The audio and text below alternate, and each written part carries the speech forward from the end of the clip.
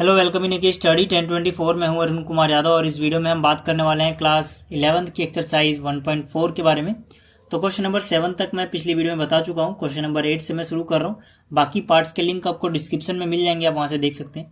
तो देखिए, question number 8 में हमें 3 पेयर दिए हुए हैं, ठीक है ना, सेट्स के। हमें बताना है इनमें से कौन से पेयर जो हैं वो डिसजॉइंट सेट्स हैं। ठीक है, डिसजॉइंट क्या होते हैं? डिसजॉइंट सेट वो सेट्स होते हैं जिनका जो इंटरसेक्शन है वो एक नल सेट होता है, यानी कि उनमें कोई भी एलिमेंट कॉमन नहीं होना चाहिए, उनका इंटरसेक्शन में कुछ भी नहीं होना चाहिए। ठीक है, तो यहाँ पे देखिए एक सेट है जिसमें 1, 2, 3 एंड 4 ये एलिमेंट गिवन है। सेट का कोई नाम नहीं गिवन था तो मैंने अपने आप से नाम दे दिया ए। इसी तरह से एक और सेट गिवन है हमें, x such that x is a natural number and x greater than equal to 4 and less than equal to 6। इसका भी कोई नाम नहीं था तो मैंने बी दे दिया। अब ए के एलिमेंट यहाँ पर हैं, बी के एलिमेंट क्या होंगे मैं वहां पे लिख देता हूँ। ठीक है, बी के अंदर आएगा, देखिए एक्स एक ऐसा नेचुरल नंबर है जो कि 4 से बड़ा या बराबर है और 6 से छोटा या बराबर है, तो मतलब इसके अंदर आएगा 4, 5 और 6। ठीक है, तो ये बी के हो गए। और ए हमें पता ही है कि ए के हमारे पास क्या है, 1, 2, 3 एंड 4। तो अगर आप यहाँ पे देखें और इंटरसेक्शन निकालें ए और बी का, तो यहाँ पर देखिए 1, 2, 3, 4 है, यहाँ 4, 5, 6 है। 4 दोनों के पास है। ठीक है, तो यहाँ पर क्या आ गया, 4 आ गया। मतलब ये जो है ये एक एम्प्टी सेट तो नहीं है।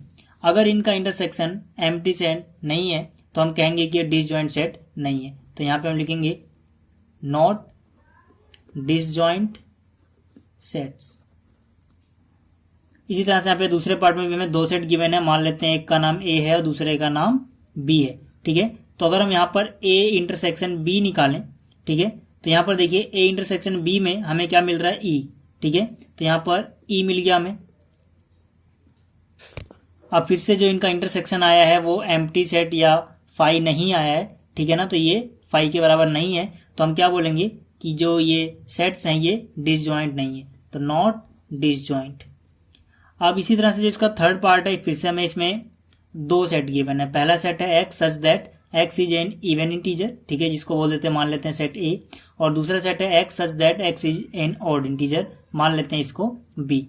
ठीक है, तो आप क्लियरली देख सकते हो कि यहाँ पर इवन इंटीजर्स है, यहाँ पर ऑड इंटीजर्स है, मतलब दोनों में कुछ भी एक जैसा नहीं होगा। ठीक है ना, यहाँ पर क्योंकि ऑड है और यहाँ पर इवन है, तो हम लिख सकते हैं सीधा कि यहाँ पर ए इंटरसेक्शन बी जो है वो क्या है, वो एक नल सेट है।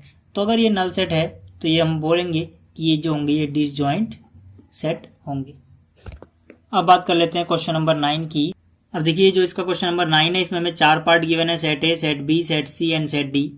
और हमसे पूछा गया है पहले पार्ट में ए माइनस बी क्या होगा, फिर ए माइनस सी क्या होगा, ए माइनस डी क्या होगा, इसी तरह से सारे पार्ट। ठीक है, तो सबसे पहले बात करते हैं पहले पार्ट की, जिसमें हमें ए माइनस बी निकालना है। तो ए माइनस बी की डेफिनेशन जैसे कि मैं पिछली वीडियोस में बता चुका हूँ। ए माइनस बी का मतलब होता है कि इसके अंदर हम वो सारे एलिमेंट लिखेंगे जो ए को तो बिलोंग करते हैं लेकिन वो बी को बिलोंग नहीं करने चाहिए। ठीक है ना, मतलब हम क्या करेंगे, हम ए के एलिमेंट में से वो सारे एलिमेंट हटा देंगे जो बी के पास भी हैं। ठीक है ना, तो यहाँ पर देखिए ए के कौन से एलिमेंट हैं जो बी के पास भी हैं।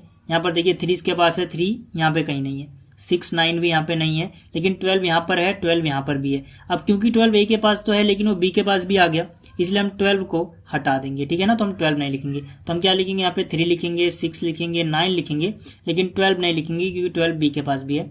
15 इसके पास है, 15 बी के पास नहीं है तो 15 इसमें आएगा। 18 इसके पास है, 18 इसके पास नहीं है तो 18 भी आएगा।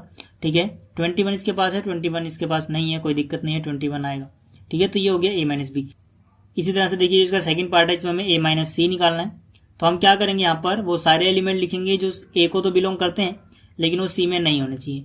अगर कोई ऐसा एलिमेंट है जो ए का है और वो सी के पास भी मौजूद है तो हम उसको नहीं लिखेंगे यहाँ पे। ठीक है, तो देखिए ए यहाँ पर है और सी यहाँ पर है, तो यहाँ पे 3, 6, 9 है, देखिए यहाँ पर 6 आ गया तो हम 6 को नहीं लिखेंगे, 3 नहीं आया यहाँ पे तो 3 तो आएगा। ठीक है ना, 6 आ चुका है, नहीं लिखेंगे हम।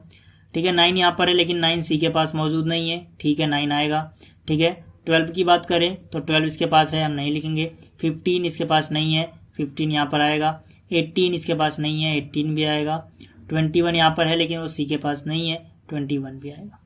ठीक है, इसी तरह से अगर हम बात करें सी माइनस ए की, तो यहाँ पर अब कौन से एलिमेंट आएंगे, वो सारे एलिमेंट जो सी में तो होने चाहिए लेकिन वो ए के पास ना हो। ठीक है, तो अगर कोई सी का एलिमेंट ए के पास पाया जाता है तब उसको यहाँ पे नहीं लिखेंगे। ठीक है। तो अब देखिए अब सी से शुरुआत करेंगे, जो पहले होता है हम उसको देखते हैं, ठीक है ना। यहाँ पर पहले ए था, हमने ए को देखा, यहाँ पर पहले ए था, हमने ए को देखा, यहाँ पर पहले सी, हम सी को देखते हुए चलेंगे। अब देखिए सी के पास है 2, क्या वो ए के पास है? नहीं, तो 2 यहाँ पे आएगा।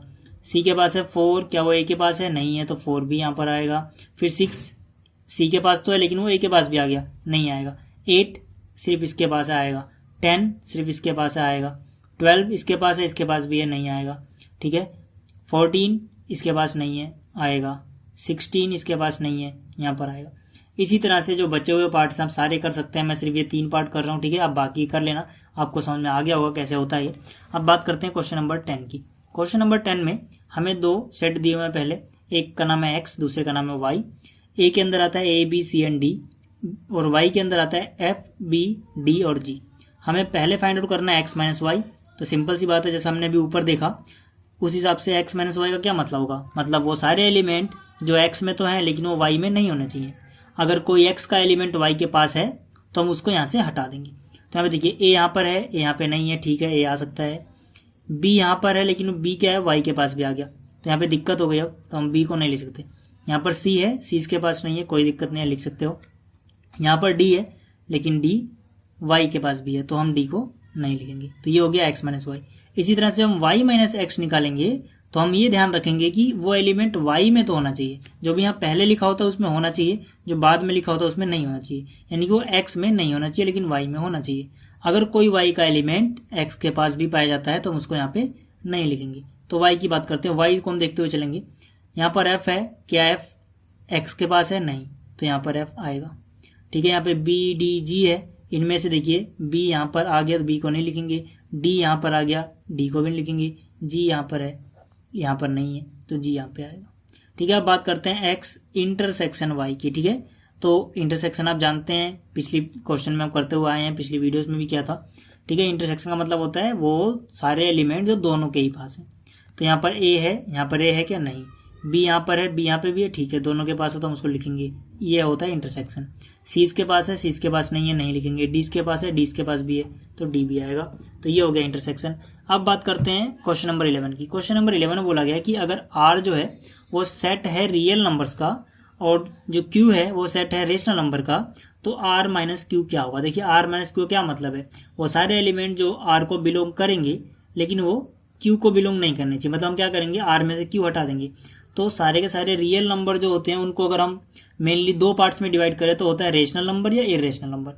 तो अगर आप रियल नंबर में से रेशनल नंबर घटा दोगे तो जो बचेगा वो क्या होगा, वो होंगे इरेशनल नंबर्स। तो set of all irrational number आएगा आर माइनस रेशनल नंबर। तो चलिए बात करते हैं क्वेश्चन नंबर 12 की। क्वेश्चन नंबर 12 के 4 पार्ट हैं, इसमें हमें ट्रू या फॉल्स बताना है। तो यहाँ पर देखिए पहला पार्ट है, इसमें एक सेट दिया हुआ है 2, 3, 4 एंड 5, और जो दूसरा सेट है वो है 3 एंड 6। बोला गया कि ये डिसजॉइंट सेट है, हमें बताना है कि ट्रू है या फॉल्स। तो पहली बात ये फॉल्स है, ठीक है। तो हमें अपना आंसर जस्टिफाई भी करना है, फॉल्स क्यों है। फॉल्स इसलिए है कि क्योंकि मैंने भी बताया था आपको कि सेट डिसजॉइंट होते हैं जब उनका इंटरसेक्शन एक नल सेट होता है, मतलब उनके इंटरसेक्शन में कुछ नहीं आना चाहिए। लेकिन यहाँ पर दिक्कत क्या है, यहाँ पर 3 है और यहाँ भी 3 है, तो 3 तो दोनों में कॉमन है, मतलब इंटरसेक्शन में 3 आएगा, तो इसीलिए डिसजॉइंट सेट नहीं है। लेकिन यहाँ पे लिखा होता है डिसजॉइंट सेट है, इसलिए ये फॉल्स हो गया। इसी तरह से यहाँ पर AEIOU है, यहाँ पर ABCD है, ठीक है। तो यहाँ पे देखिए ए यहाँ पर भी है, ए यहाँ पर भी है, तो जैसे हमें एक एलिमेंट मिल गया तो पक्की बात है डिसजॉइंट तो नहीं होगा। लेकिन इन्होंने क्या कहा, डिसजॉइंट है, तो हम लिखेंगे ये फॉल्स है, क्योंकि इनके इंटरसेक्शन में कोई ना कोई एलिमेंट आ रहा है, तो ये डिसजॉइंट नहीं हो सकते। अगली बात जो थर्ड में है वो है 2, 6, 10 एंड 14 एक सेट, और दूसरा सेट है 3, 7, 11 एंड 15। हमसे बोला गया कि ये डिसजॉइंट है, हाँ बिल्कुल है, इसको हम लिखेंगे ट्रू। क्यों, क्योंकि यहाँ पर देखिए कुछ भी आपको एक जैसा इन दोनों में नहीं मिलेगा, ठीक है ना। इनका इंटरसेक्शन क्या होगा, एम्प्टी सेट होगा, फाई होगा, नल सेट होगा। तो इसलिए जब इंटरसेक्शन एक एम्प्टी सेट हो तो वो सेट डिसजॉइंट सेट होते हैं। इसी तरह से यहाँ पे 2, 6, 10, 3, 7, 11, तो यहाँ पर फिर से कुछ भी कॉमन नहीं आ रहा है, मतलब ये क्या है, डिसजॉइंट सेट है। और यहाँ पे यही लिखा हुआ है कि डिसजॉइंट सेट है, मतलब ये सही लिखा हुआ है, तो ये ट्रू है। तो इस वीडियो में इतना ही। अगर आपको ये वीडियो अच्छी लगी है तो इसको लाइक करें, शेयर करें एंड इस चैनल को सब्सक्राइब करें। मिलते हैं फिर अगली वीडियो में, तब तक के लिए गुड बाय।